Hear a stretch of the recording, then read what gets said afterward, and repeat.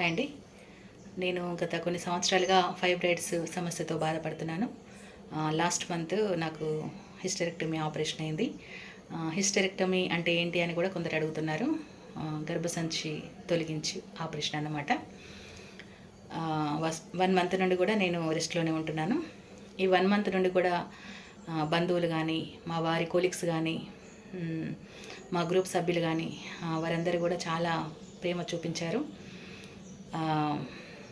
ఒక పేషెంట్ దగ్గరికి కానీ, ఒక చిన్నపిల్లల దగ్గరికి కానీ, వృద్ధుల దగ్గరికి కానీ, టెంపుల్కి గుడికి కానీ వట్టి చేతితో వెళ్ళొద్దు అంటారు. ఆ విధంగా వారు చాలా ఫ్రూట్స్ తీసుకొచ్చి ఇచ్చారు. వాళ్ళు తీసుకొచ్చిన ఫ్రూట్స్ ఇన్ని రోజులు తింటూ ఉన్నాను.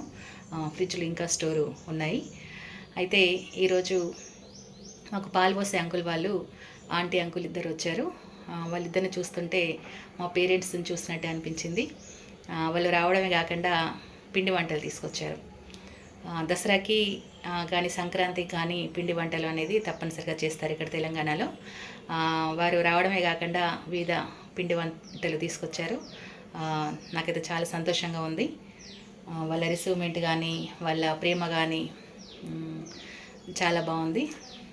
సొంత వాళ్ళు అన్నట్టుగా అనిపించింది.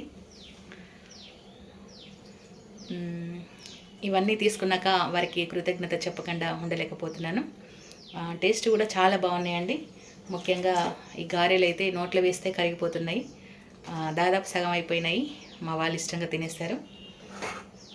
ఇంకా అయిపోతాయి అనేసి ఈ వీడియో పెట్టడం అనేది జరిగింది. కృతజ్ఞత అనేది మనకు చాలా ముఖ్యం. మనకు ఏదైనా ఎవరైనా మంచి చేస్తే వాళ్ళకి కృతజ్ఞత తెలియజేసుకోవాలి.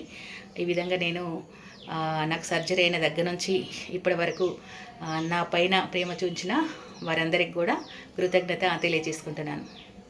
థ్యాంక్ యూ అండి. By by.